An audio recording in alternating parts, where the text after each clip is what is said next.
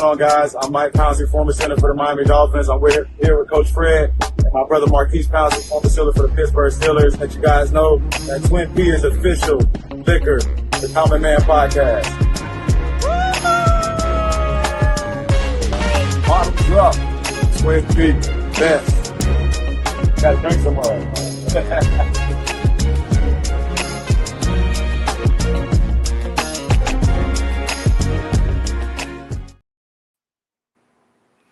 Yo, what up, what up, what up? Y'all know what it is, man. It's a drive at 5:45. Got caught up in the drive.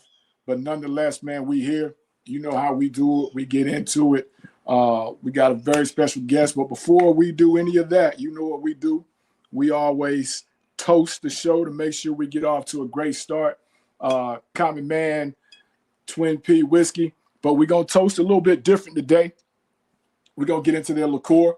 One of my favorites, it's espresso minus the martini glass. So we're going to shout a little bit of espresso because I got to get my energy level up for this guest right here. All right, because he said he's going to bring it. We're going to break down a lot of different stuff as quick as possible. Don't want to keep you here too long because you know how we usually do it in and out. Try to be as informative as we can with that hour. So, as we always do, to a great show. Without any further ado, man, as my guy B, the producer, said in the background, man, we didn't know what to call him because he's got about 17 nicknames. He answers to all 17, and then he may have answered to his real name a couple times, but I've never heard him answer to his real name. So, nonetheless, let's bring in my guy, GeeESPN. What up, G? What up, Coach? What up, Coach? Now you know I got something to say. That's hey, what this might be your Cat Williams, Shannon Sharp episode. I'm telling you now. It might be the episode. I'm trying to tell you because it's been a while. It's been a while, and so I'm ready. I got a lot of stuff built up, so I'm ready. That's what I'm talking about. Yeah. But before we get to that, man. How you doing today, man? You say it was a day off, man. How you enjoy that day off? Yeah, I laid around chilling, did a bunch of nothing. Waiting on this. And I just got started on my little cocktail. So we're ready for the night. Mr. Campbell on me about the shot glass, but you know, it's on deck just because we had it. You know, we gotta have it on deck for my guy G. G, man, I don't know where to start, so. I'm going to just pull out my cue cards and I'm going to just go. Let's go. As, you know, what we do. GeeESPN, my man George, born and raised Baton Rouge. Correct me if I'm wrong. Glen Oaks, Louisiana. It's the suburbs. It's the capital of Baton Rouge. It's like the suburbs, you know what I'm saying? So we call it Glen Oaks, Louisiana, but, you know, some people attach it with Baton Rouge, so we go ahead and take it sometime. Okay. And we're going to get back to Glen Oaks here in a minute, but Glen Oaks. From there, parents deep-rooted in what we do, as we always talk about the show. The show is HBCU-centered, HBCU football in particular. Being that we're in the off-season, we still going to talk HBCU football. Family deep-rooted in that helmet behind you. Growing up in it, early age, when did it really, really, really get into the skin, get into your blood, man, that you were purple and gold, bro? See, I was born. I tell people all the time. I was born out there. I was born in October. I was a month old and I was at Alcorn at a game. A month old. I'm a month old. I'm at an Alcorn football game. So it was born in me. I went through the Steve McNair age. But I was too young to remember. So when I started learning and picking it up was around the Charlie Spiller era. And about Nate Hughes, Charlie Spiller era. That's when I started just falling in love with it. Charlie Spiller, I don't know if you want me to tell this. He kind of dated people don't know this. He kind of dated my cousin. I might get in trouble, right? So he dated my cousin. Charlie Spiller used to come to my grandma's house, you know what I'm saying? And so in high school, he played safety and receiver. He's come to my grandmother's house. He'd come, he's number 3 in Wilkinson County, Mississippi. He'd come up there winning number 3. I'd be like, ooh, I want to be just like Charlie Spiller. He was dating my cousin. He was my favorite cousin.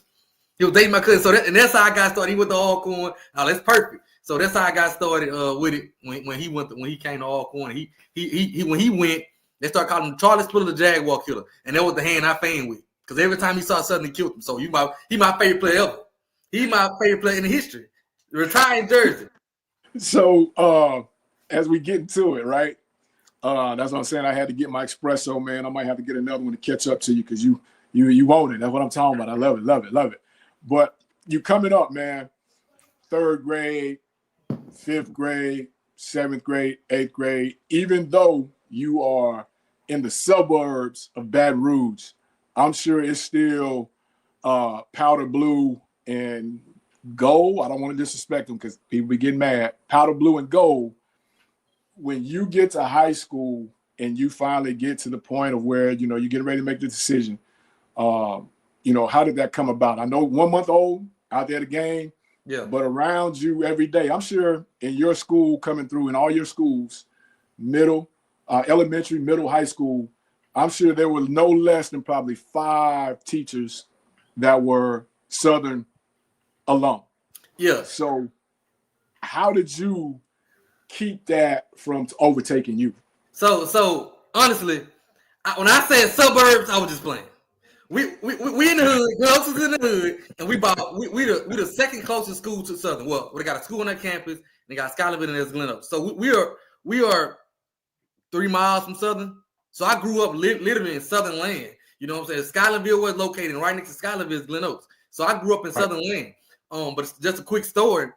So my senior year, when I took the ACT, my ACT went out to all the schools. She said, "What school you want to send it to? Do you want to send it to Southern?" I say, "No." She said, "Why not?" I said, "I've been to high school once.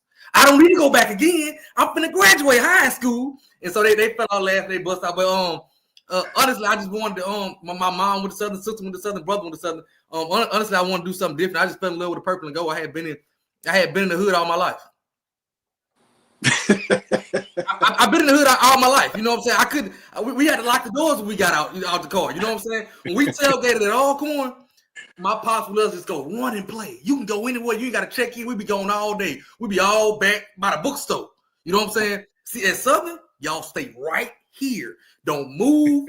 Don't go over there. Stay right here. So it was just a big difference. And so I also spent a lot of time in Mississippi because my family is from Woodville, Mississippi, which is where my dad is from.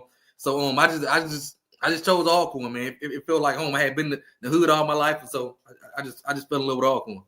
So was Grambling ever in the mix?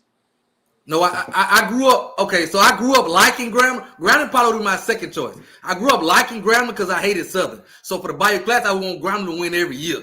I didn't care. I wanted Grambling to win every year until I got older and they started beating Alcorn, and I started hating Grambling too. So you make the choice, man. You'd already been in the hood. You wanted to get out. Man, you get to Alcorn freshman year. Freshman year, away from Baton Rouge. I mean, it's got to be a screeching hope because Baton Rouge is fast-paced. Yeah. Woodville, I'm not sure how much time you spent in Woodville growing up. So if you were like me, where I grew up, Mulberry, suburbs of Tampa. Tampa's 100 miles an hour. Mulberry a little slower, but it's close enough to touch it. You know what I mean? So maybe that was you with Woodville, but then when you get to Lorman, and it's a screeching hope because you can't go home every weekend. Well, I guess you could.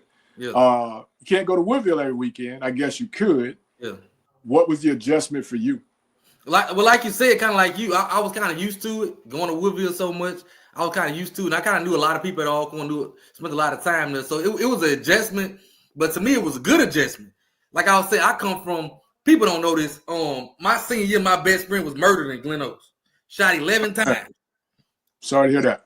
Stood over him and shot him 11 times. So getting to Alcorn and seeing a family vibe, they used to have a car on campus that everybody just borrowed. They left the keys in it. And you just take the class. Like that was true. Like they left the keys in it. Where I'm from, you couldn't do nothing like that. They've been gone the first day. You couldn't do nothing like that. Wait. Hold on. Not to cut you off. Hold on. The car that everybody borrowed. Mm-hmm. How did that work? Left in the parking lot. Everybody had they'll leave the keys in the car. The keys literally stayed in the car. It been Apple lot parking lot. The keys will stay in the car. When it was time to somebody had class, just bring it back, put some gas in it, bring it back. You got class up here, take it, go. Bring it back, leave it there. So it's a campus car. Yeah, basically. Who did the car belong to, G? A dude, he dead now, dude, Wayne Turner, I think his last name was Turner. Yeah, Wayne Turner. Yeah. Rest in peace to Wayne Turner for the campus car. So was it smoking? Were the doors falling off? Listen, it ain't nothing. It wasn't nothing off the floor. It wasn't off the showroom floor. Now it was. Okay, I get that. It wasn't off the showroom floor. I don't think the air worked. Yeah, I can't remember the air working in there or nothing like this. So it wasn't the best. But it didn't matter if the car was there and you need to go somewhere across campus. You could just get in it. Yeah, bring it back. If you're the last one in it and they need gas, put the gas. Put $5. Well, $2 probably back then. Huh? $2. Put it in there. Come on back. You can even take it to the back of campus if you needed a hotel room. I'm gonna leave that alone. If you needed a hotel room, you can use it as a hotel room too. All right, so we're gonna get out the car. So as we tied in, man, we speed through to get to the juicy stuff so you can get it off, right? Yeah. Freshman year, you know some people. The adjustment is what it is, right? You get there now, you start to turn the corner. Sophomore year, right? And the thing that I'm most impressed with you about, and I don't know if a lot of people know about it, and I think we talked about it the last time I got a chance to kind of interview you, like you got a real job, so you had to have a real major, right? Yeah. So by the time you get to 10th grade, by the time you get to your sophomore year, and it starts to get into that major part of your education, what shaped you, what turned you to what you became? And we'll put it out there in a minute, but what shaped you? What made you say, this is what I want to do as a major? Oh, because my dad did it. My dad did it. He did it for a while, and I knew I had no choice. He kind of was on me like, because I actually went to JUCO first. And so I went there, and then when I came, he was on me like, look, and I had a kid. So I had a kid. I had my daughter at 15. I made her at 15, but had her at 16. So the whole time, my parents were like, hey, you down there playing? Look, we ain't you got a kid, like, you know what I'm saying? So I had to get on it and come out of there with something. So yeah. So we get to it, man. Now, I need to know this, and for everybody that's kind of listening, and everybody come back and listen to it. Describe Alcorn football during your junior year. It was starting to take off. The foundation was being laid. I ain't gonna say it was starting to take off. The foundation was being laid, because I came on when Hobson came. So the foundation was starting to be laid. It was a year before Hobson, but the foundation was starting to be laid. I thought, what's his name? I'm blanking on his name. Coach before, from Baton Rouge. Oh, he gonna kill me for forgetting his name. Coach Spears. He was down there. He knew a lot of us. We got my boy Brandon Vessel from Glen Oaks on the team, and he did a lot of good recruiting. So I knew a lot of the guys. He came to Louisiana, got a lot of the guys. So the foundation was being laid, and so I always give a shout out to Spears, because Spears brought a lot of talent to Alcorn. He went to them back rooms, to them backwoods, got a lot of talent. He knew what the talent was. So shout out to Coach Spears. B. Vessel, my guy. Won a national championship. Vessel was my high school quarterback. Yeah. That's crazy, and we'll get into it. I want to back up your 10th grade year. Your 10th grade, your sophomore year, coming in the year before Hobson, right? The feeling around the program from the student body, just from campus. Take us to it. It was a little down at the time. It was a little down during that time. But of course, I've always been a fanatic. I'm talking about since I was 5. I've been a fanatic. So it was down for everybody else. But for me, it always felt like it was up. But it's bias coming from me because I've always been such a fanatic. I've always been such a fanatic. But it was kind of down. I used to be like, hey, we got this person. They're like, what, G? What you? What you talking about? I'm excited. You know, the big games. See, what you talking about? We going home. You know what I'm saying? So that's what it was. So as you weren't enrolled and somebody told a story, and I know you had to have been there, and the coach at the time is my guy. He's retired. Love him to death. There was a full-fledged party tailgate / boycott of the program. Yeah. Do you remember that? Because I heard that you were somewhere in that parking lot during that. Yeah, I remember we were playing Prairie View. I'll never forget it. I heard. Now I can neither confirm or deny. Now that's gonna be up to you. But I heard you were out there in that parking lot while no one was in the game as a form of a protest. Can you confirm or deny that? Yes, I definitely was there. Me and my family.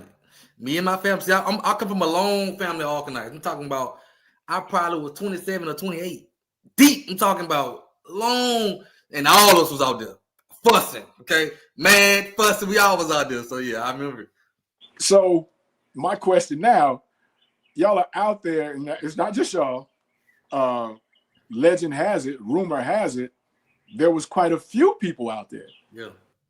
What was going on, G? Just like a boycott. I remember one lady having a sign. She had a sign. And everybody, kind of just in a huddle fussing. I'm sweet sick of this. We ain't never gonna get out of this. If we keep doing things the same way, I remember that. So I remember like a lot of fussing. Just everybody was out there, just together. So was there any barbecuing going on? Oh, it was always some barbecue and some drinking. So that's what made it worse. Because the barbecue and drinking ain't gonna cease. That ain't gonna stop. 0-11, 0-14, the barbecue and drinking ain't gonna stop. That did not stop. You know what I'm saying? But they were kind of a boycott. But the barbecue and drinking, so of course the drinking made it worse. It turned it up. It turned it up a little bit. A boycott with alcohol. That's a different type of boycott. Most times you see a boycott, ain't no alcohol involved. So imagine a boycott with alcohol. Oh yeah, it was a little different. No Roger, no rerun, no rent. Mm-mm. That wasn't going down, huh? So let's get back to you being on campus, your senior year. What is it like at this point for the program? It's starting to get better. Starting to gain some momentum. It's starting to get better. Fun times. The team started to get better. Started to see some improvements.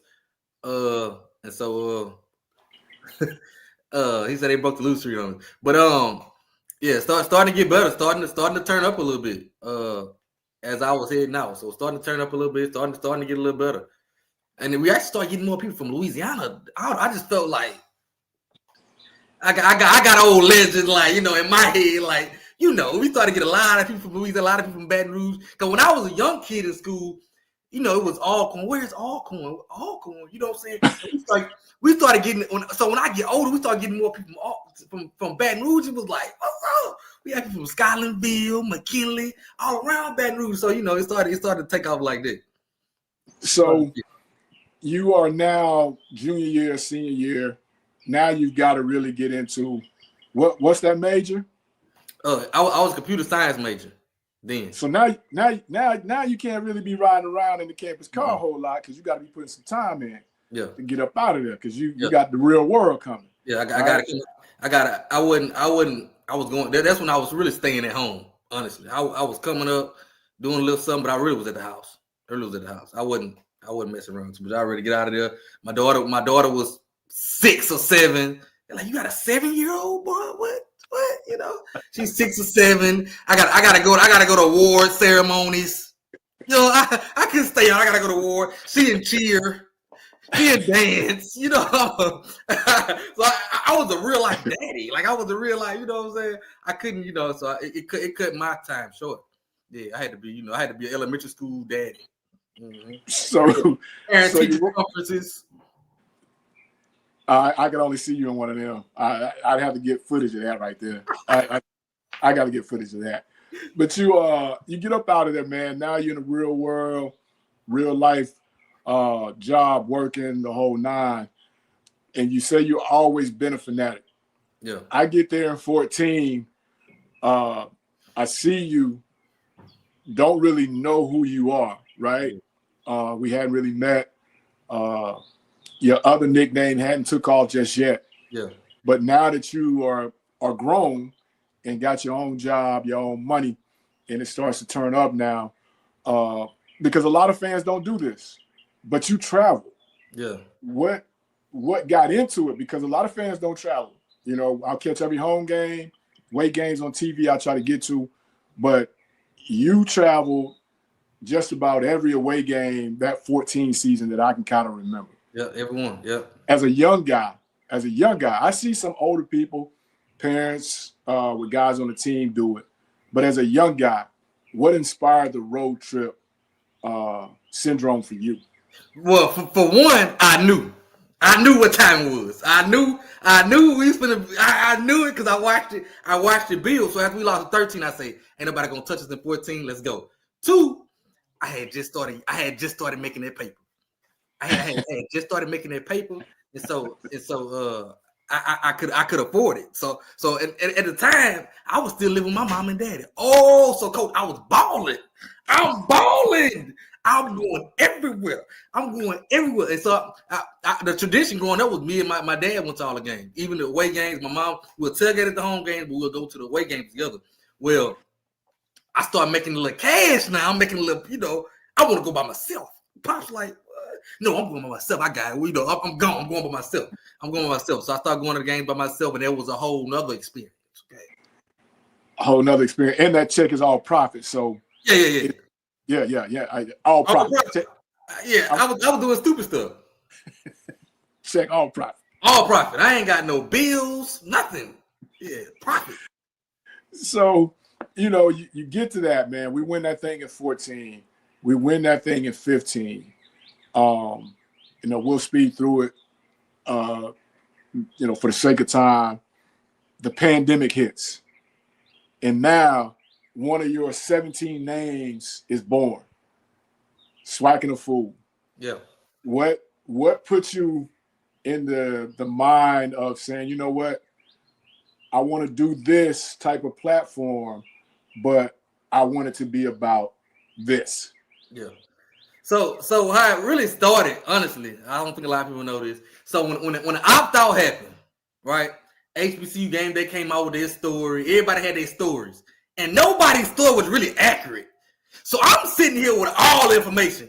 And I'm like, we don't have nobody in the SWAC media space that can stand up and say, let me stand up for Alcorn. You go look at Grambling, they got HBCU sports guys ran by Grambling. Jackson State got theirs. Southern got their people in the media. I'm like, Alcorn has nobody.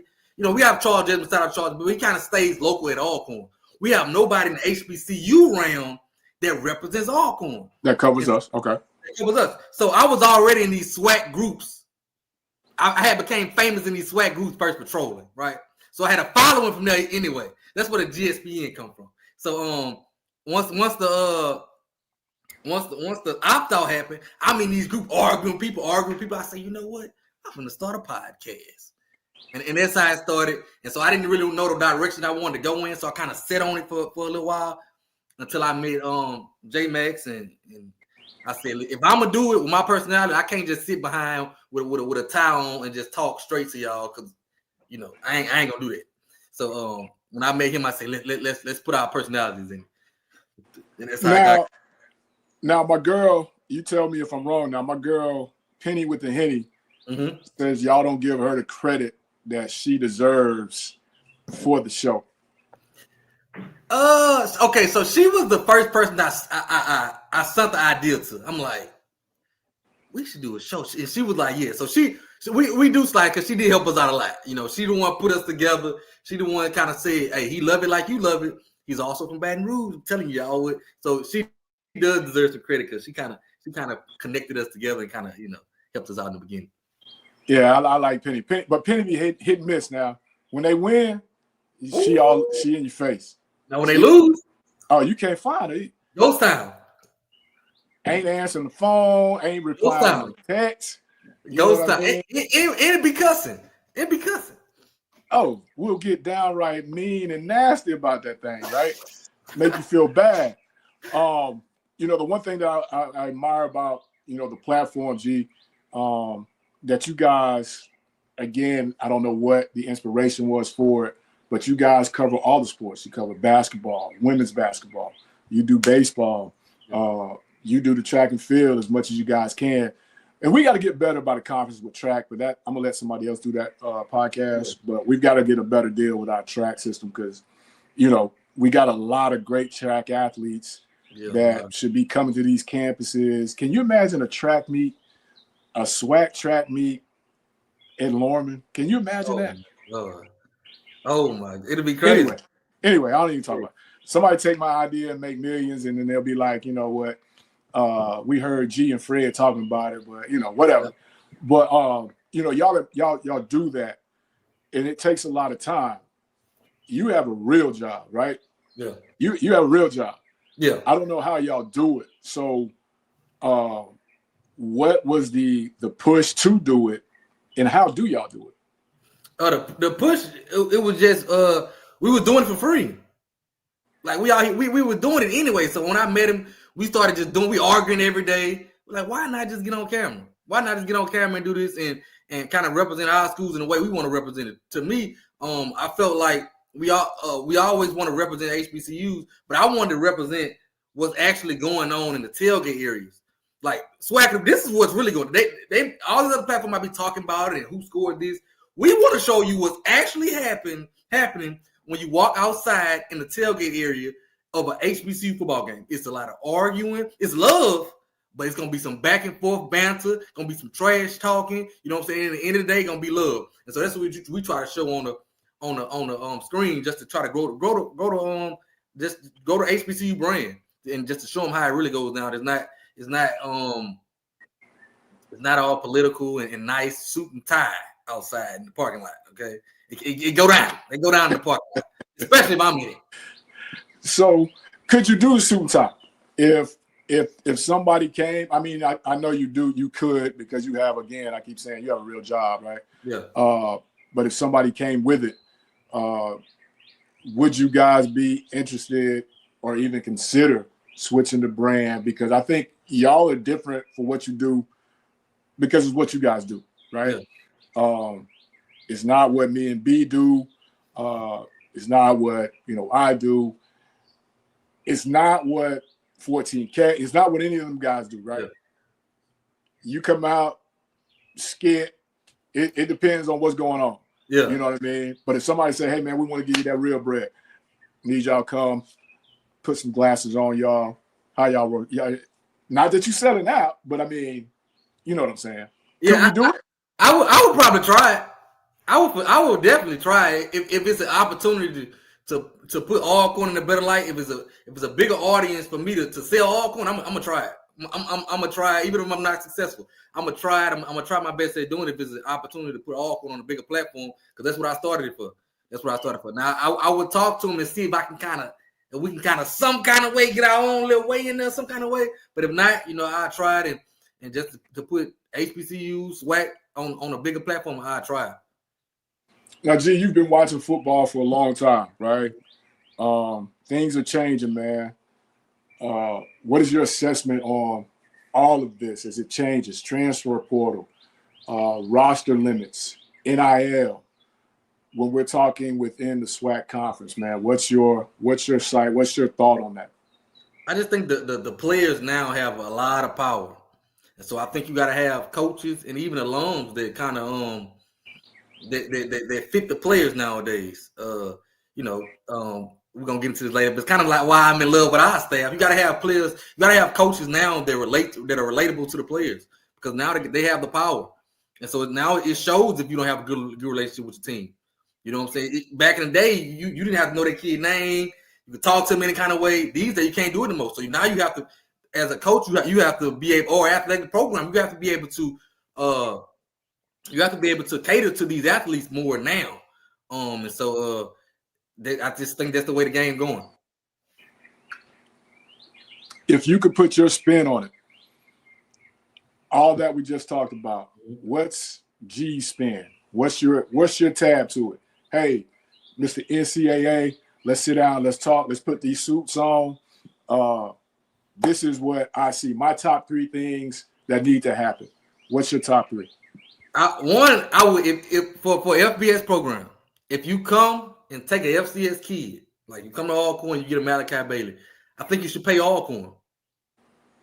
Give us a payout. You know what I'm saying? You come and get our kid. That's one. Don't know how that'll go over. Two, I think I'll put limits on the time you can transfer.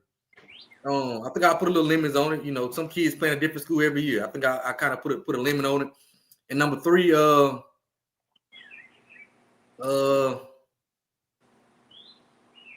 my biggest two. I don't know if I got a third one. Well, let's go back to your number one. Okay. Who gets the payout? The athletic program. Okay. So you're saying the payout basically turns into a money game and it goes to general fund. See, that's my only problem with it.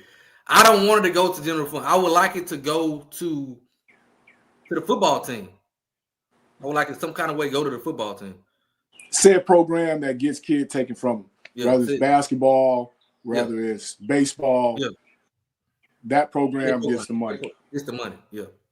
Okay, I'm with you. Because I can get with that. You're really losing a lot of marketability because probably this player probably was one of your most marketable players.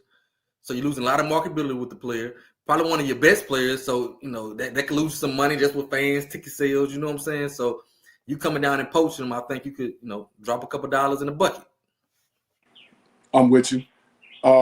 So in that world of GeeESPN is the SWAC commissioner now, right?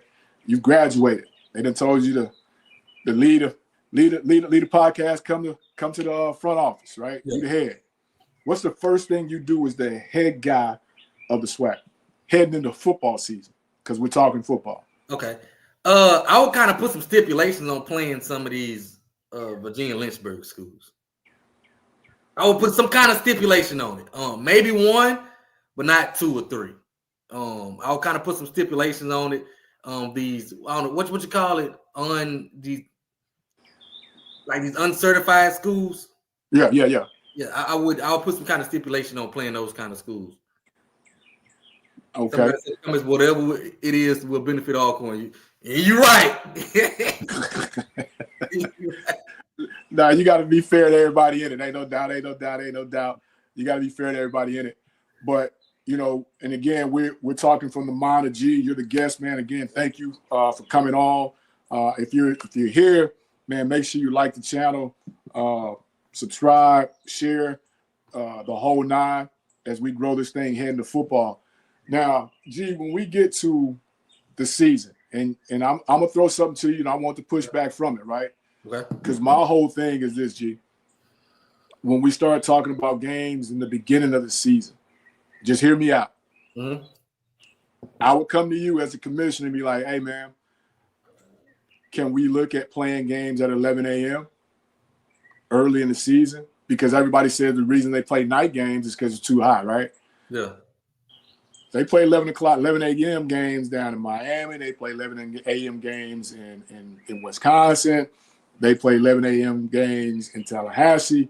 As a conference, I would come to you and say, Commissioner, can we look at doing this as a conference deal?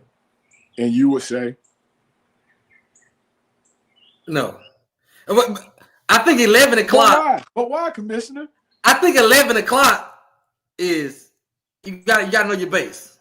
You gotta know your base. You gotta know who's doing this. You gotta know your base. You gotta understand your base. You gotta know who you selling, you marketing to. You gotta know who you selling to. I don't think it'll work out too good, but our fans want to eat, party, have some time to do it. They want to do that, and I'm here for the football, but you gotta understand who you're marketing to. They're here for the whole experience. And I think with 11 o'clock, you're cutting some of their experience out, so it's gonna play into a part of it. See, with the other crowd, they have some that don't care. They don't care what time.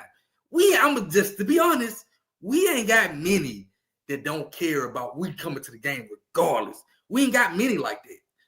A lot of hours are time got to be right. Who you playing got to be right. All that got to be right. It just got to be. It just is what it is. And a lot of people don't like to say that, but we don't have these. See, I'm coming. I'm the opposite. I'm coming and we playing at 9 a.m. and we playing South Dakota State. Oh, I'm there. Even though I don't know what's going to happen, but I'm there. That's a hype game for me. I'd rather that game over us playing Prairie View.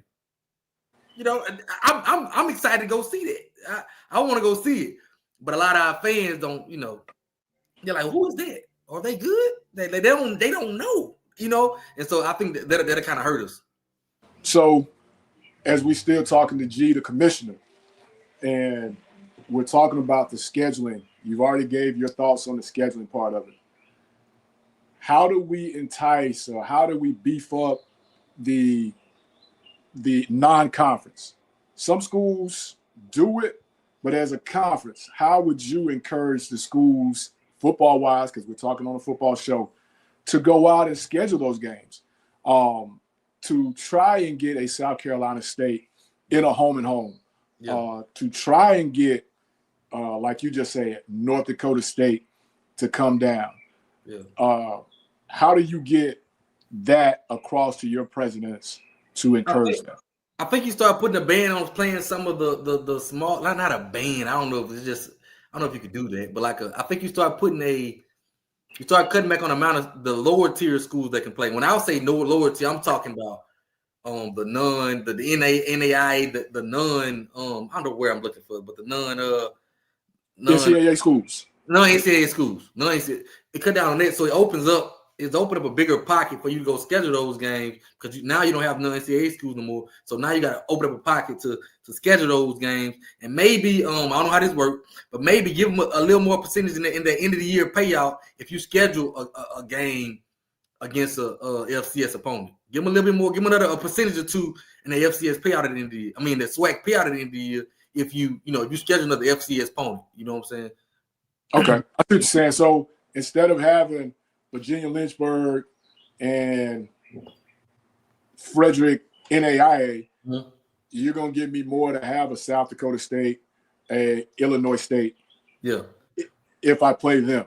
Yeah, I give you more, or at least one of them, because I don't think every program is set to play two of them. You may play a Tuskegee in a South Dakota State, or you know what I'm saying? Right. But not Louisiana College and Virginia Lynchburg. So with that, Commissioner, when we're talking about schools and the schedule, what would you say to Mr. Campbell University that drops their schedule at 10 a.m. and then at 10:05 announces you as homecoming and Price Gouge City? How do you combat that as the president? Now, see that? I don't know. See, I don't know a way to tackle that one.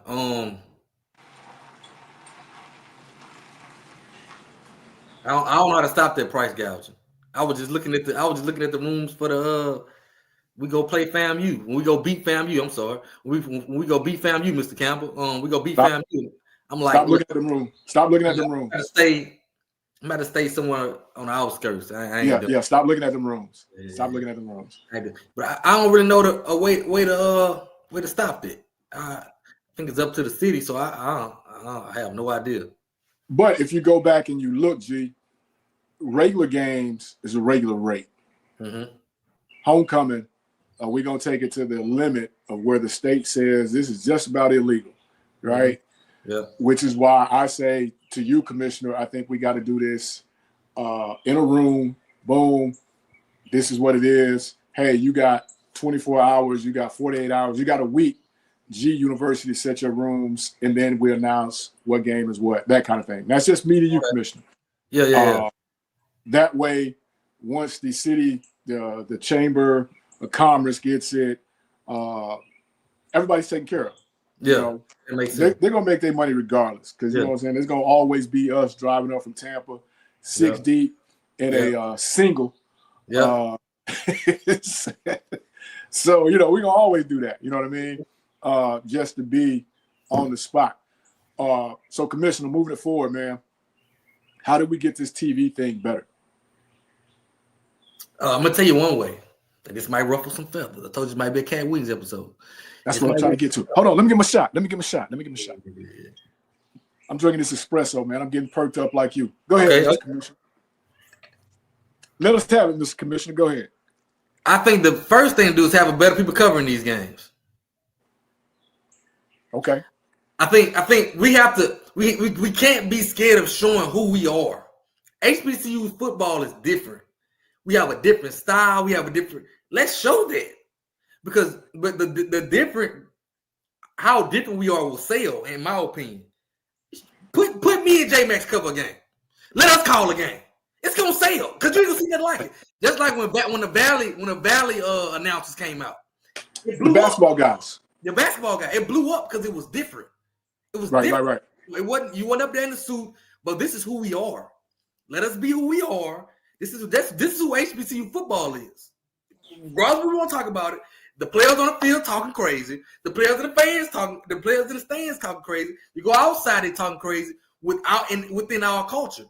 So why are the announcers totally different? Why are people calling the game totally different from everything that's going on around the game? The bands are talking back and forth to each other. The cheerleaders are talking back and forth to each other. But now you got to do that calling the game. They're standing up, with a mic in the hand saying first down. Hey man, two great teams. Both of them teams ain't great. Both of them teams ain't great. One of them won one game. They win 1-8. Two great teams got two great opponents today. Two great teams coming in to play. Come on now, stop lying. Stop lying. Put me on there. I'm gonna tell the truth. Put me on there. I'm gonna say Braves by 40. Okay. And it's entertaining because if we do lose, it's entertaining. I always tell people, I get so many more. I get much more ratings when I lose. When Alcorn loses, oh my God, it goes. I go through the roof. It goes through my phone, goes off. It's good for ratings. It's just what we like. You know what I'm saying? So you have a guy on there that's talking that talk, and just so happen they lose. It helps you. But but if they win, it also helps you too because you're talking that talk. So visibility with the games, finding a GeeESPN, finding a JMac, right? Yeah. Let me ask you this, Commissioner: would you be opposed to putting together through the SWAC office a HBCU game day, where you're at what's considered to be the game of the week? Now, the game of the week has got to be a game of the week, right? Got to be a game of the week. It got to be. It can't be, Mr. Commissioner. It can't be fair, right? As we want to make sure we get everybody, blah blah blah. It can't be that because we've got to be able to keep the eyes. What's your thoughts on that?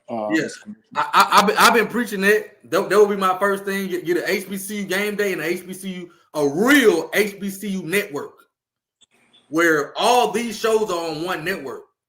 You know so when you say that's when you say real network. Yeah, you have G and J Max, and you come back. You got your off scripts on there. You got everybody. They're showing our different times, showing our culture, showing this stuff on the SWAC network. I think it'll help.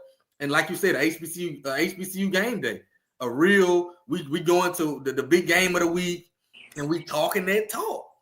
We talking that talk. It gonna be some ratings. It gonna be some ratings because Alcorn will never lose. I would never get online on camera and say we gonna lose. So either we gonna win and I'm acting a fool, or we gonna lose and you control me. And it's all ratings. It's all ratings. Because when we win, even if I deep back in my mind, I'm like, I might lose it. When we win, I'm gonna say, I told you. I told you we was gonna win. I told you, I called it. I'm Houdini. I told you we was gonna win. Now in the back of my mind, I could have thought we was gonna lose, but I ain't gonna tell them that. Then if we lose, in the pregame, I was saying we was gonna win. So after the game, they're gonna be on me, which brings ratings. So before we get back to G, SWAC and the food, one last question, Mr. Commissioner G. How do you level the playing field amongst the conference's teams when we're talking NIL, when we're talking, I don't want to say facilities, but recruiting, right? Leveling the playing field. How do you get everybody on that program? That's tough because I think a lot of like the NIL, it just depends on getting alumni support. It depends on getting alumni support. So I think Well, how would you as a commissioner, how would you help each university that's under your umbrella to reach their alumni to drum up that support? Yeah, see, I would give them free marketing. I would give their collectives free marketing. It don't cost you nothing. Give them free marketing. Give them free marketing. To allow them on the broadcast. On the broadcast, because it's more people that watch the games than attend them, right? So while they're watching, the SWAC is we're announcing this game, and let's talk about the 1871 Collective. That's a good plug too. The 1871collective.com, right? So we're watching the game. We're sitting at work. We couldn't make it to the game, so now we watch this game on the SWAC network.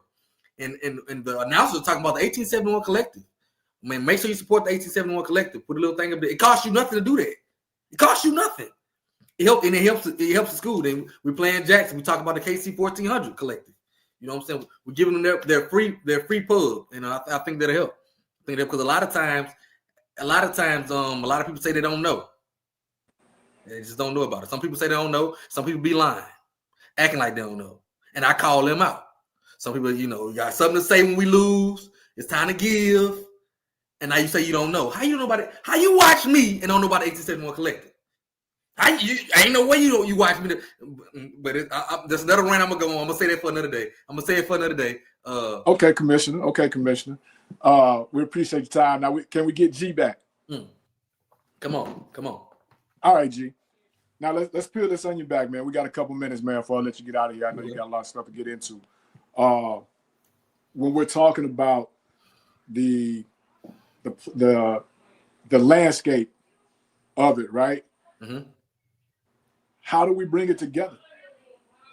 G style. How would you bring it together? Because at the end of the day, there's certain universities that travel. We know that. There's certain universities that don't travel. We understand that. There's certain universities that say they travel, but they really don't travel. We know that. But just bringing it all together outside of homecomings. How do we do that as one, if that makes sense? I think it's kind of doing a better job of showing what actually goes on, because just media wise, because I don't think people understand the fun that goes on, right? I don't think people understand the fun, the good times that go on, like coming in town on a Friday in Houston, cheering your team on as they get out the bus. I think that type of stuff should be shown to encourage more people to come out and want to be a part of it, because it's a great time. I always come in on Friday, Coach. I always come in on Friday night, have me a good time, get ready for the game, talk to Coach, tell the boys, like, good game, but get ready for the game. I think, but if more people if we showed more of the time we had and the fun we had doing that, even in the parking lots of some of these games, show it. I shouldn't have more videos and film of this than the people that's over the conference have. Show what we're doing in these parking lots of all these games. Show what we're doing in these of these classics. I had a ball in Mobile at the Port City. At the Port City. Nice tailgate. But a lot of people don't. Some people are like, I didn't know they tailgated down there, because we didn't show it. Let's show it and show what actually goes on. Show the nightlife of some of these parties. Promote, what I'm saying? That's what we got to do. That's what gets our people out. Some of the parties that are in these towns, of us hanging out the night before the game. I don't think a lot of people know the fun that's wrapped up in it than game day. I don't think people know a lot of fun that goes on with it outside of homecoming. It's a lot of these games. Labor Day weekend gonna be fun. Okay, it's gonna be real fun just going to these other cities and joining together as a unit from your school. Show what y'all do that Friday night, and I think it'll bring a lot more fans out.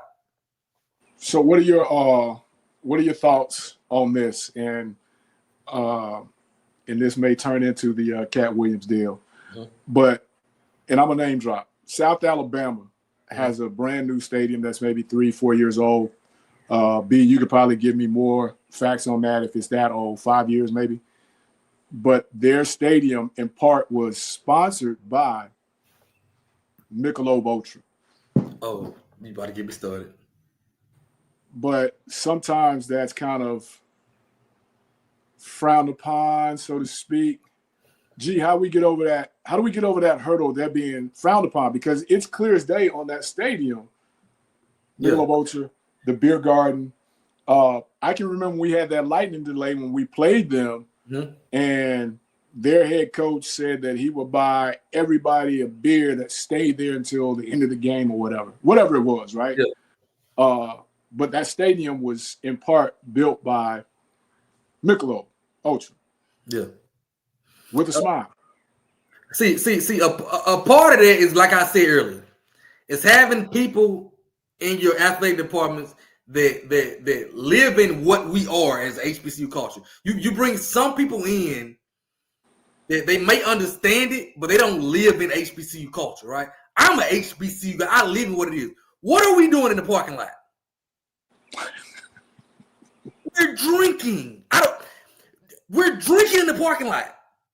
That's what we're doing. That's what, it don't matter what game. I've never been to a game there wasn't no drinking going on in the parking lot. So why are we shying away from who we are? That's who we are. And so to me, it's like we're trying to pander to be something that we're not. And it goes back to a whole other point I got. Be who we are. And when the people that are in the highest places understand who we are and allow us to live in it, is better. We drink all day long, starting Thursday nights. And you mean to tell me you don't want alcohol? You don't want to be associated with alcohol? And the crazy part that kills me is these same people that make these kind of statements. You see them out, and what are they doing? They're drinking alcohol. They're drinking alcohol. Alcohol is legal. If you're of age, it's legal. Why not? We're missing out. We're in a space we don't have time to be telling people no.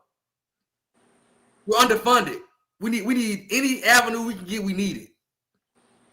And then I'm gonna tell you something else, Coach. Like I said, covering the episode. I'll tell you something about the stadium. We got some stadiums that don't allow alcohol in it. We sneak it in anyway. So why not? We sneak it in anyway. We gonna bring it in there anyway. Why are you running from it? We gonna bring it in anyway. So either is get down or lay down. What you gonna do? You gonna get down or you gonna lay down? You bring it in anyway. So you missing out on a whole lot of revenue because it ain't like you're patting us all the way down. I know how to get it in. Anybody want hit me up off you got a stadium and they won't let you in. Hit me up. I got a good way to get it in. We gonna get it in anyway. So why not just give us what we want? Why shy away from who we are as a culture? Why shy away from it? What are we scared of?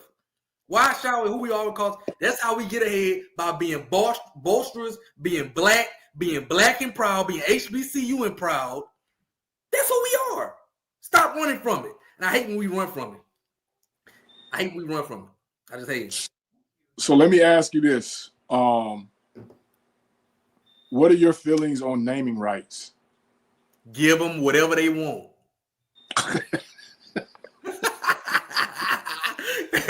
Give them whatever they want.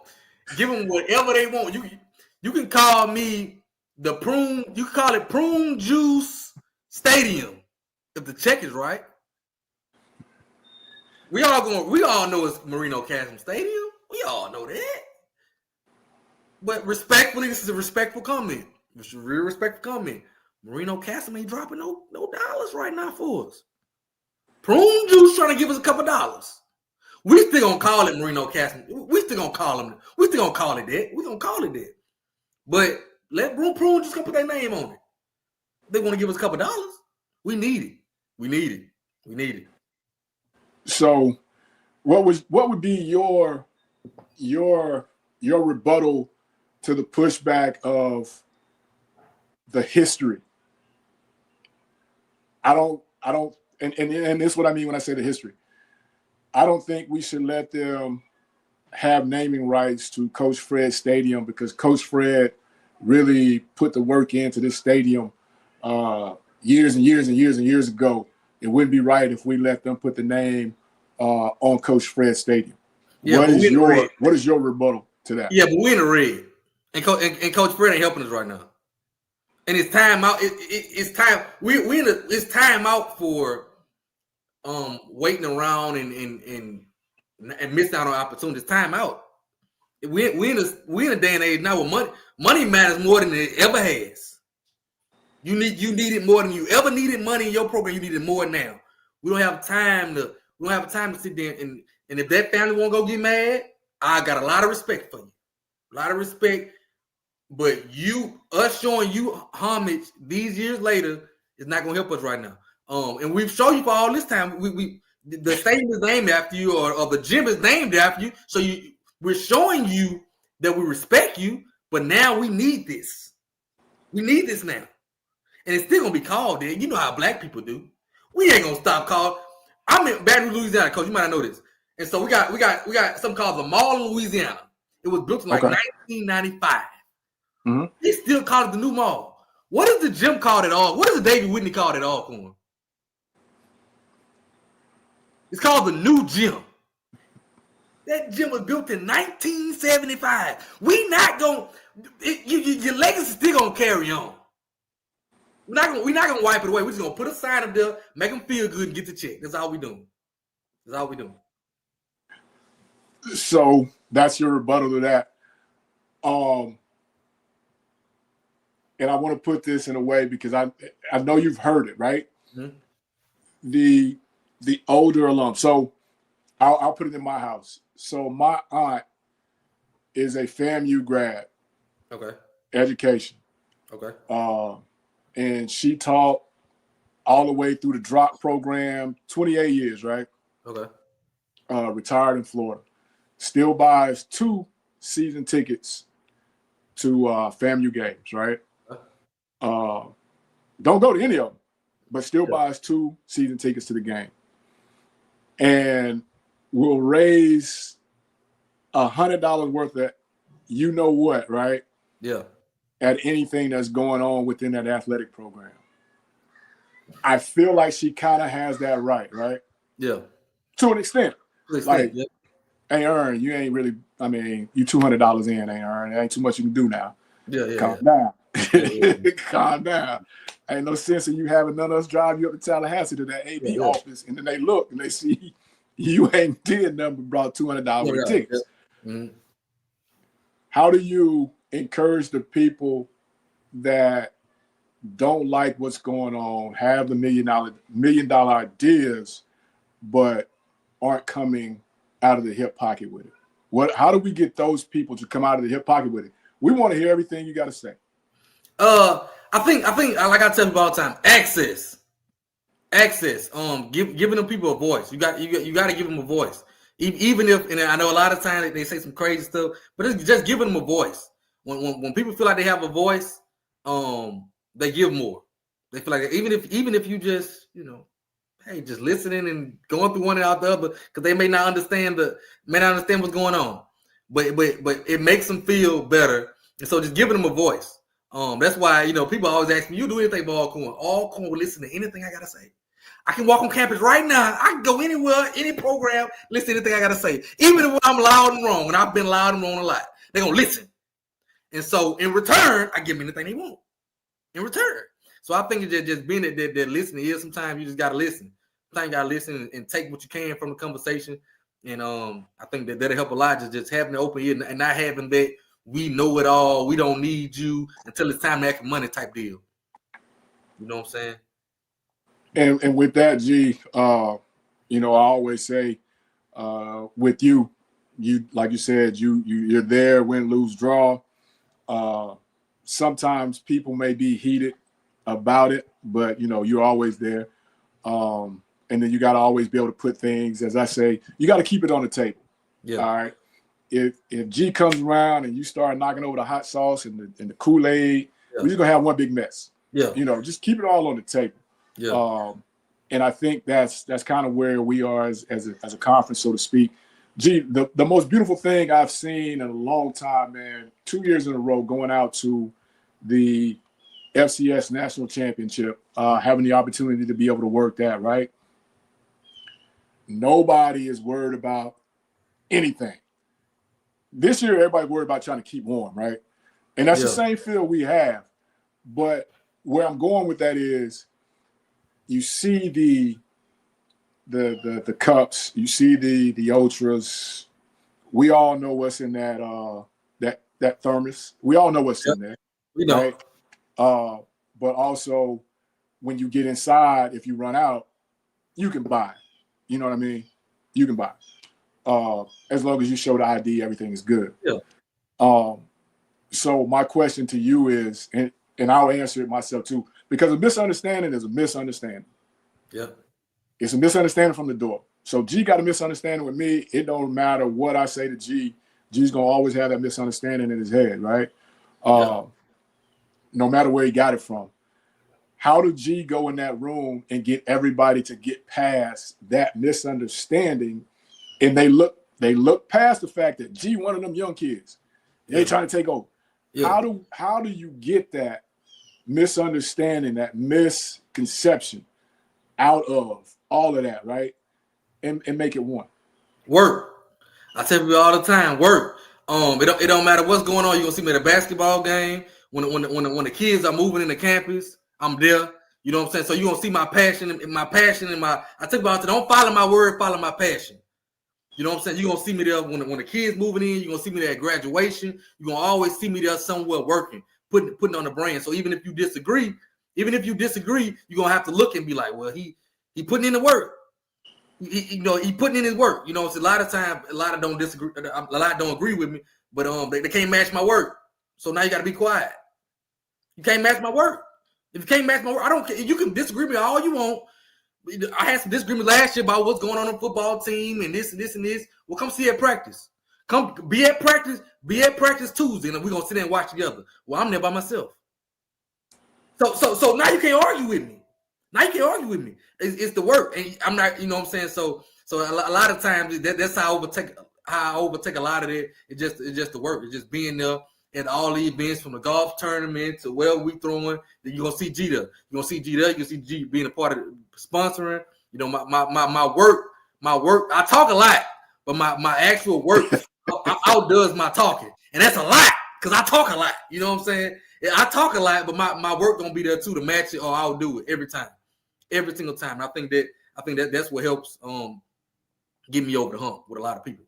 So G, for somebody that doesn't understand it or not of it, right? Just now coming in, as my boy Coach JB would say, with the prime sexuals, just getting here. Yeah. Right? Break down the pageantry and what they missed before the prime sexuals got here to where it is now, and why this thing is so important. Oh, it's very important, man. I think with the prime sexuals, a lot of it is on the internet. You know, a lot of it is just they get the sell it. It's on Twitter. It's on a lot of people. You see, a lot of the prime sexuals aren't the guys that's been tailgating for 20 years. You know what I'm saying? That's been in these parks. Those guys are on X arguing every day. Those them guys. That's them guys. They got time. Those aren't the ones that's really hands-on, in boots on the ground, as they say. Those aren't really the ones because they're new to it. But I think the pageantry of seeing the goodness of seeing the ups and downs in these programs. You know what I'm saying? Watching a program be down, it's a different. Me watching Alcorn win in 2014 was totally different because I had never saw Alcorn win. Watching them finally win, it was different. Just me going talk on the internet. It was different. It was a pride, like wow. It was different to see that. You know, it was a different type of love to see that. We've been down since COVID. So when we bust the SWAC open this year, it's gonna be a different. It's gonna be a different week. It's gonna be a different feeling when we bust SWAC open because nobody can see. Nobody sees it coming. Nobody sees it coming. So it's a different type of love, but it's a different type of admiration when you're off the internet with it. When you know these kids, when you know the coaches that sacrifice, when you know those coaches, because a lot of people don't know the coaches' sacrifices. A lot of people don't know the coaches' sacrifices. So when you're in it and you know the coaches' sacrifices, it's a different type of love when you go out there and watch Alcorn win in 2015 or 2018, what we had going on. Well, we didn't have headsets. We didn't have headsets. We won a SWAC championship. It's a different type of feel. It's a different type of feel to understand how underfunded we were, and we beating these teams with all these, they're breaking all these fans. We go into the house and beating the 41-6, right? It's a different type of feel to understand, you know, the money that's coming in, and we beating all these people like that. We making it look good. We're making it look good, but we don't have much now. We ain't got no weight room. You know what I'm saying? It's a different type of feel when you go out there and beat them. when we beat Southern all these years in a row, and I go on their camp, look at their stadium, and look in their weight room, and look at all the fans they have and all the minutes they have, and we come down here and stomp them. That's a different field. That's a different field. We go to our weight room. It start raining. It's raining in there. We go to the gym. We can look outside the gym and look at. We could be standing inside the gym and look outside, and we hitting you in the mouth. You know, I got a different respect for my coaches because I know the work you put in. I know the work it takes to get there. You know what I'm saying? So it just being in it when you're actually in it, it hit different. It hit much different. So let me ask you this, and we wrapping it up. I promise, B. Don't pull the plug. I kind of got G going. Don't pull the plug yet, B. Don't pull the plug yet. But I'm calling you in right now to sit at the boardroom table with Procter and Gamble. Mm-hmm. Bring us home with the sponsorship, the corporate sponsorship. Get it for me, G. How you gonna do it? The culture. There's no better culture than our culture. You follow our culture in any other way. We are the culture. You can see all different types of culture here, from the bands to the Greek organizations, from this type of from the HBCU, even the multicultural. We have the different we have the different races. We have everything here. It's like a melting pot. And once we dig in on something, we dig in on it. Okay, just like the guy from Alcorn that had the Saratoga water. Once our culture takes over something, we take it over. It could be a dance, it go viral on TikTok. Once our culture taps in, it can change your life. So tap in with our culture because our culture is the way. It's the way. It's the way. So you know. Okay. Let's play. I got a couple for you, man, before I let you get out of here. And feel free to do what you do on this now. Okay. I'm going to start out with a tough one. This is a tough one right here. Okay. All right. Alcorn is off the table. Grambling is off the table. You got two applications in front of you. One to them people up the street and one to them people outside of Glen Oaks. Where you going? Ooh, I think I go to jail. Okay, can I go to jail? But I think I stay home. I think I stay home. Southern. All right. Now, we weren't even supposed to get into that. Now, forget the question. We're gonna come back to it. Okay. I've been watching you. What's the deal with the crawfish, right? Yeah. Oh, go ahead. Are you calling yourself a connoisseur, a top-notch chef? Because you whipping it out, right? Yeah. You're whipping it out. Yeah. You can't tell what we put in that pot because you never show what you put in the pot. Yeah, I can't tell all the sauce, but I am goated. Okay, I am highly recommended. I boil crawfish 2 times a week in crawfish season. 2 times a week. Okay, 2 times a week. I'm boiling me some crawfish. It's all I do. I love to do it. I'm a fanatic. I do it. I do it with different seasons every time. I tried everything there is to it. Yeah, but I guess you could say I'm a connoisseur. Tomorrow at 8:00, I'm be in line getting me some, and I'm be boiling some tomorrow. Just what I do. I love to do it. Okay, so now that we got that out of the way, back to the questions, which was we going crawfish, blue crab. I already know the answer. Oh, you hitting me today. I'm going to go crawfish real close, though. I'm going to go crawfish real close. But I like blue crab over the snow crab crave. I'm a blue crab type of guy. Really? Yeah, I'm a blue crab type of guy. Yeah. Okay. We going gumbo or etouffee? Man, God, come on. You Louisiana, man. We got to figure this out. You Louisiana, we got to figure this out. Let's go etouffee. Let's go etouffee because I know when I'm eating etouffee, I got some hard fried fish with it. Okay. Let's go there. I don't eat neither one of them, so I don't know. We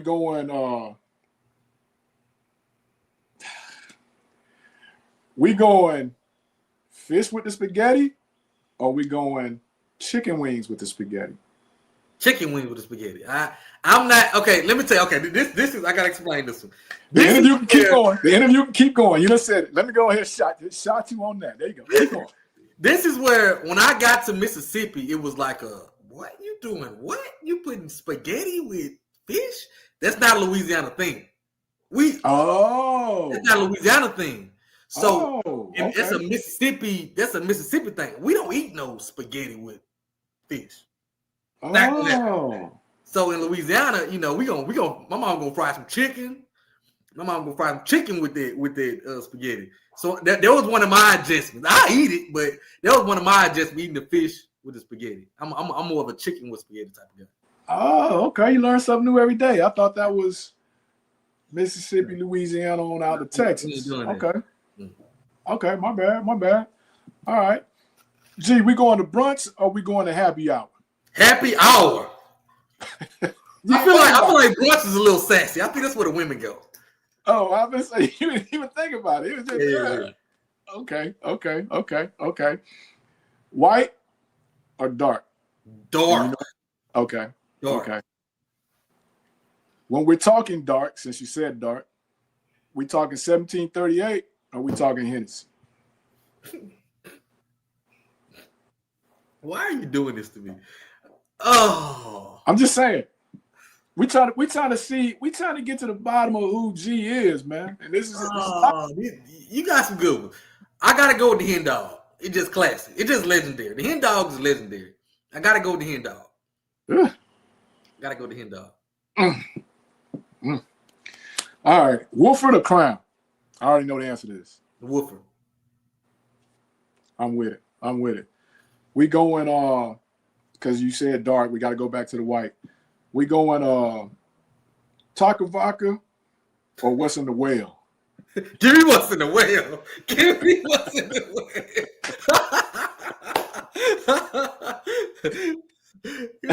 whale. All right. Seagram's gin or vodka? That's where we at. Oh, you gotta give me the vodka. I had Seagram's gin one time, and I don't remember what happened after it. I'm gonna stick with the vodka. Give me the vodka. Okay, yeah, we better do that. When we going with the vodka, we mixing Sprite or we mixing I know that's ginger ale, but I can't even read my own handwriting. Ginger ale. I'm really a straight drinker, but give me the Sprite.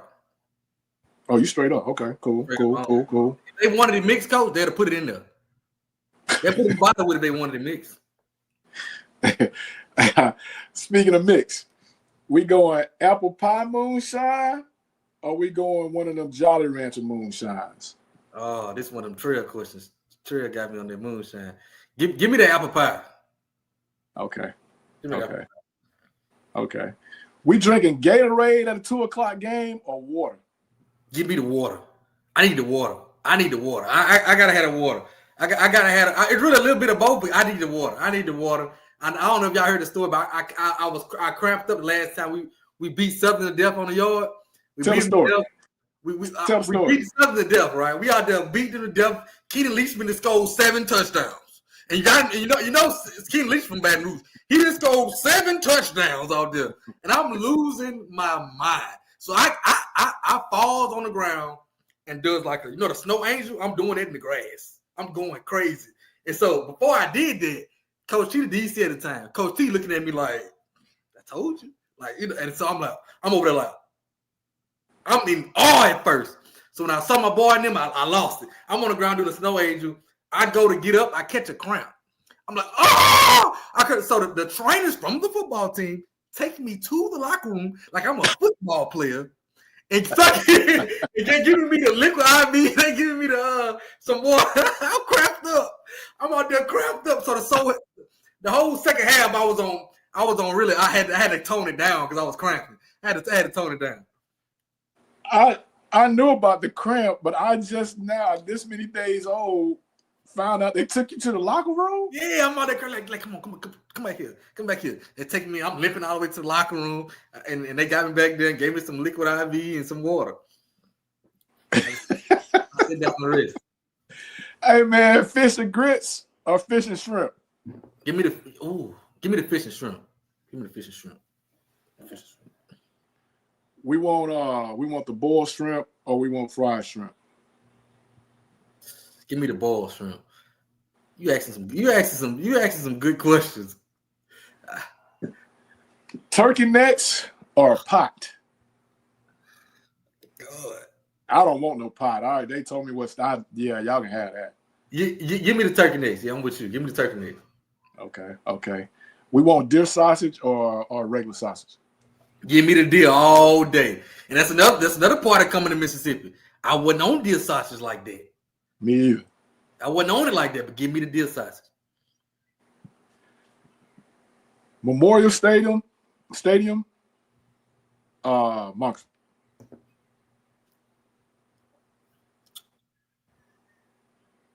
Mumford. Give me Mumford. Give me Mumford. I ain't giving people up the street nothing right now. Give me Mumford. The whole Prairie View. Prairie View. I hate the hole. Well, you know what? Give me the hole. We went to the hole and stood up in it this year. Give me the hole. We went down there and stood up in it. Give me the hole. Outside of Jack Spinks. Okay. Where do you not look forward to going to play? What is the most intimidating to you over the years, over your SWAC years, to play? The hole. Hate to say it, but the hole. The hole. I don't know if it's the way the stadium made. It's the hole. I hate going to the hole. It's a tough place to play. It's tough. I hate going to the hole. In that turf, they got turf now, so there's even harder going down there in the hole. You know, but yeah, the hole. It's tough for us coming down that hill. But this year, G, I actually turned around and looked. If you got too much moonshine in you as a fan coming down there, that could be all bad. And then it's one of them stadiums. Once you go down once, I always say, I'm not coming back up. Like going to concessions, and you know how you go to once you go down, you stay down there for the whole game. You go up, no. I don't even know. Coach, you know, most time I follow y'all to the locker room. In the hole, I'm not going there. Like I'm going one time. I'm not even going back up the step, go to the locker room at halftime. No, I'm sitting right down there. Nope, not doing it. Man, you take Cedric Thomas out of the equation. Right now, with what you know, what's in front of you, who is the one head coach you want to hear talk the most right now?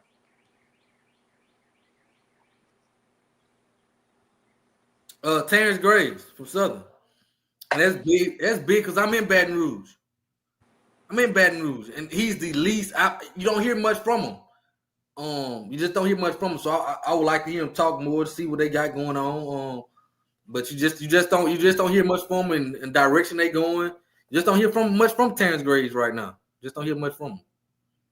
If you had to set up a WWE,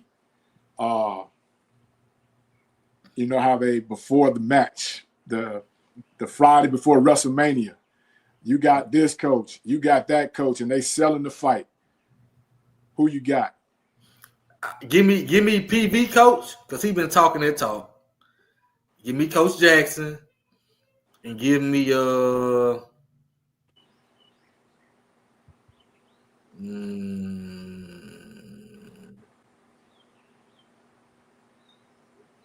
give me TC. I'll take TC. Give me TC and Jackson. I really want to. Yeah. Give me TC. Give me TC. We'll rock with it. Golden Hair. Okay. 3-way tag team match. Okay. Who y'all in the ladders, tables, and chairs against? KC 1400. Right up. And it's an easy W. And it's an easy W coming off the top rope like Rey Mysterio.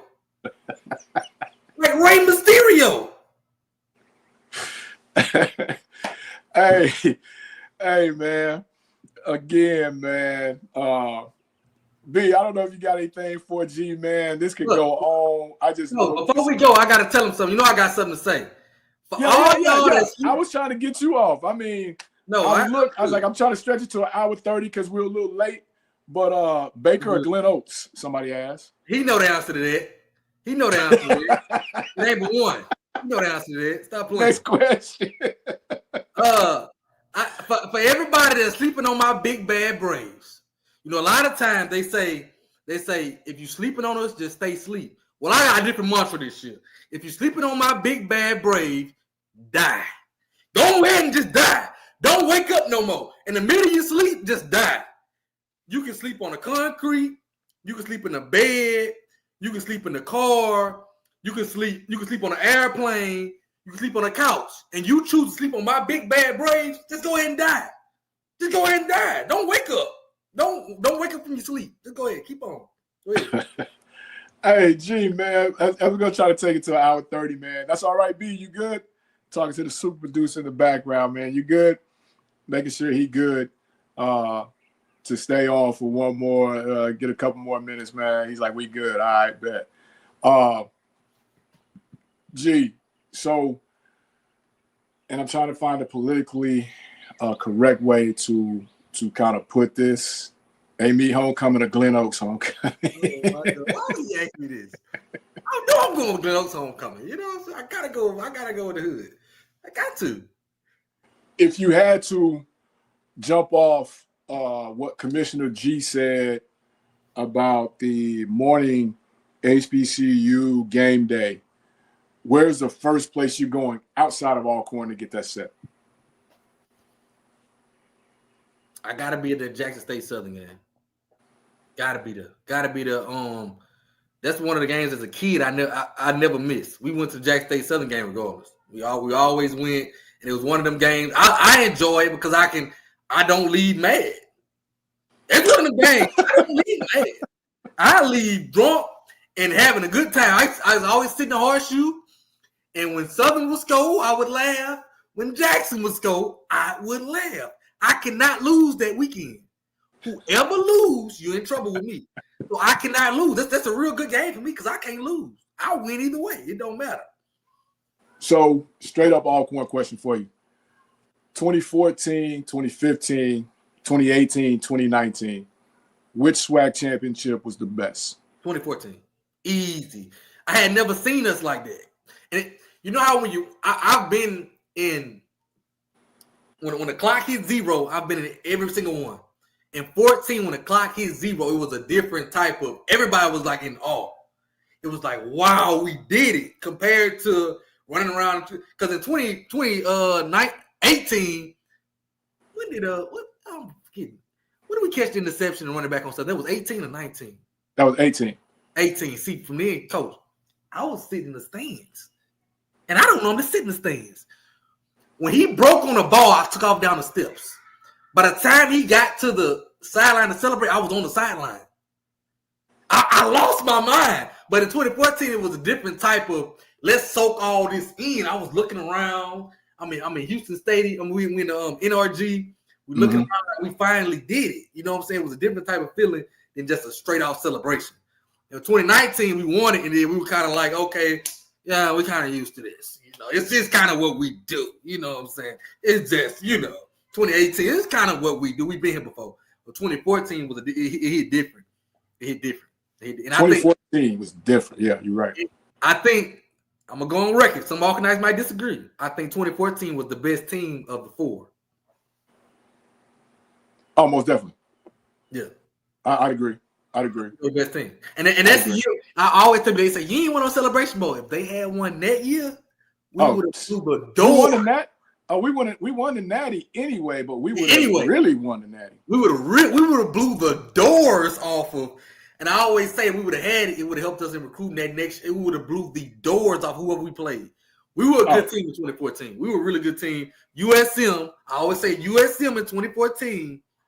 Bro, we would go USM in 2014. We were a better team that day. Oh, we won the game in every aspect except for the scoreboard, which is the one that counts. But you was there. Yeah. Everybody associated with that, understood what happened. How do you feel about the move with the game leaving Houston and on campus? From a social standpoint, I hate it. From a Really? social standpoint, Really? Houston was a time. And then, I love playing at home. I love home games, but Houston was something different. But because it became, for us, we went so much, it became a tradition. I remember my daughter knowing she's not going to school that Friday. She would, the first weekend in December, she's like, I know I ain't going to school this week, because everybody would be in Houston. It was just tradition. We would be in Houston. So it had become a tradition. We all had the same. We knew we were going to the parties. It was just big. It was huge. But now from a financial standpoint, understanding being on campus and getting on the yard. After that first time having it on campus, it was amazing. 2018, it was amazing having it on campus. We were the first to host. It was amazing. The Alcornites was out. I know we made some money from it. Now they might have went to general funds, but we're gonna talk about it another day. But it was amazing having it on campus. But just getting up, going to Houston, just that trip all together, seeing all the Alcornites going down to Houston, having fun. We would take over Houston. Having parties in the third ward, we got parties, and it's never purple and gold. It was amazing to see. It was amazing to see. See, that's a side that, from the coaching aspect, that we don't get to see, so to speak. But like I said, 2018, coming on campus from Natchez, on the stretch, troopers weaving in and out of traffic just to get on campus, and then to finally come through the gates and to see all those people. I get chills still thinking about it. Even when we talk about T. Wilson breaking on that thing, going down their sideline for the game winner, and then seeing that flag that y'all wasn't supposed to have in the stadium going up the stands was absolutely crazy at that point. Yeah. But I just want to know if we get Commissioner G back on, would he keep it the way it is, or would he take it back to said Houston? Said it can't go back outside. Yeah. If you move from campus to campus, you can't go and put it in Birmingham. I don't think so. Me too. For me, it would all depend on the deal I could get. If I can get a good deal to go back to Houston, I would go back to Houston. Okay. And the reason I say that, it just I think it helps in recruiting as well. I think it helps in recruiting. I still use to this day. I send out pictures when they say, "Show me about all." I send out pictures of our fans in Houston to recruits, and you know what I'm saying. I send that out. It's just another weekend to play in the NFL stadium for these recruits that we're getting out. It helps sell it. It helps sell it. Come play in Houston. Come play in front of in this stadium, in this NFL stadium twice. We're gonna win it in Houston. We're gonna go to Atlanta and win it there. It's 2 times on big stages and big. And I think the players, like I said earlier, have a lot of power now. That's something they want to do. They've been playing home games all year. They want to get on their bus and go to Houston and feel the excitement of going in that stadium and seeing that purple and gold in there. They want to feel that excitement of just that big game atmosphere twice a year instead of just once a year with the Celebration Bowl. So I would move it back, but I don't know if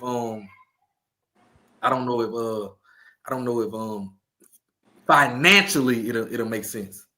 So we'll close out with a couple questions for Commissioner GeeESPN, okay?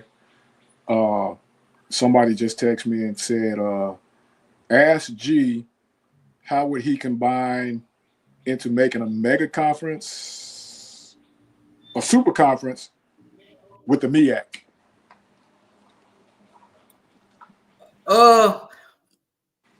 My only problem with that would be the travel. How would we do the travel?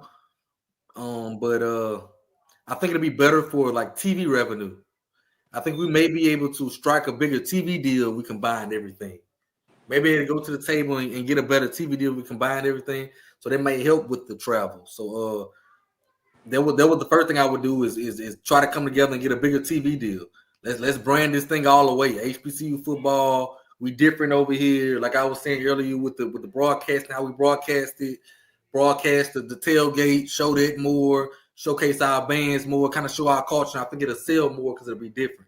But that's what I would do, kind of broadcast our culture more to try to sell it. If you had to say, take a few teams to add, all right, D2, MEAC, you got 2 from each. Which teams are you adding? Give me Central from the MEAC. Why Central? I just think they're just good, and they got a decent following. I think that'll help the SWAC, and it's right there in North Carolina, not too far up. Give me Central and give me. I'm gonna say now Norfolk because of the Vic factor. Give me Okay. Vic. Give me Norfolk. Okay. And D2, give me Tuskegee. History, right? Yeah, just the history. Give me Tuskegee, and give me Morehouse. Give me Morehouse just for the Atlanta market, just for the Atlanta market. Okay. So, man, Morehouse. I appreciate you coming on. Yeah. An hour 31. All right, even though the drive at 5 started at 5:45, it's because I got caught in the drive at 5. Yeah. Coming through Jackson, man, everybody cannot be getting off work at 3 o'clock. There's no way everybody's getting off for work at 3 o'clock to where it's just, I'm talking bumper to bumper, but that's a whole nother show. But if they want to find you, man, they want to follow you. If they don't know how already, how do they find Commissioner G for more of this? I got a lot of platforms. So SWAC'n the Fool on anything. Type in SWAC apostrophe in a fool on YouTube, Facebook, Apple playlists. SWAC'n the Fool. Anyway, type it in on Google.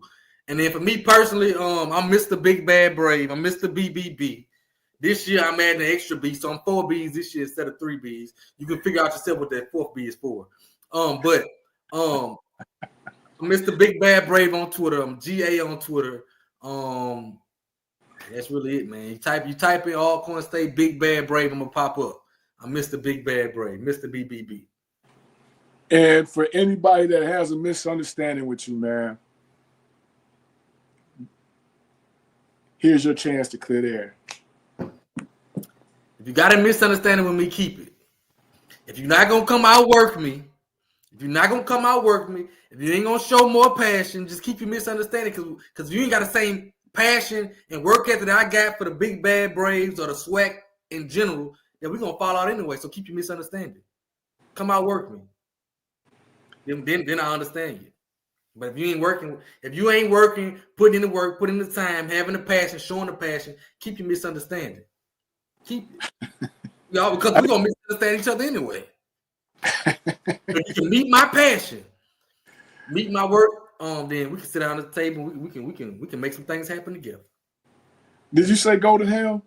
The Golden Ham. The Golden Ham. We probably gonna go tonight. About 8:10. Probably go tonight. So be on the lookout for that. The Golden Ham. Got a lot to talk about. We ain't been on. So we're gonna Golden Ham review tonight. Check it out.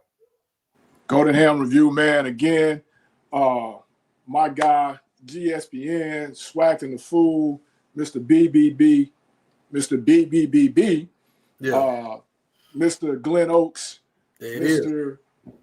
Hennessy, Mr. Cigar. Everything. Yeah, we got it covered. Man. And tip your hat, man.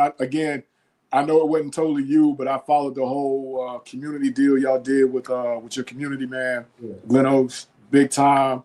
Yeah. To you and that committee, whoever put that together. Looked like a great time. Looked like a time was had with no incidents, so to speak. Yeah. And that's needed more because the younger the crowds start to get, the more trouble is near, and we've got to be able to show them how to have a great time and not have incident at the end, middle, whatever. Again, so man, shout out to you, appreciate it. Appreciate you. I got one last question, man, and then when I ask this question, B, man, just go to the closing commercial. And I probably shouldn't ask it, man, but I'm gonna ask it anyway, man. Do them people from up the street get that money back? No, hell no. Wait.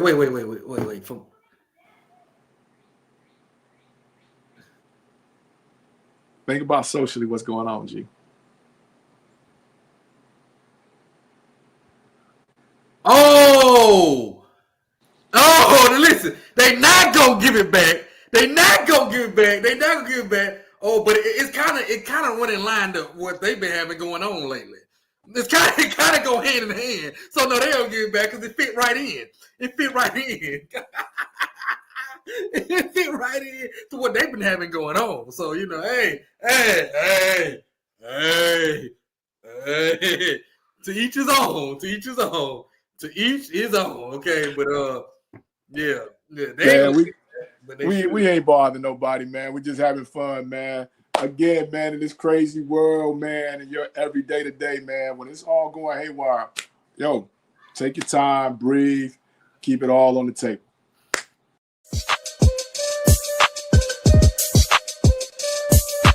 Hey, what's going on, guys? It's Mike Pouncey, former center for the Miami Dolphins. This is my brother Marquise Pouncey, former center for the Pittsburgh Steelers. What's up, everyone? This is our new cigar line. It's called Twin P. It also matches well with our bourbon whiskey. It's called Twin P as well. So if you like to smoke cigars and like to drink whiskey, I advise you get both.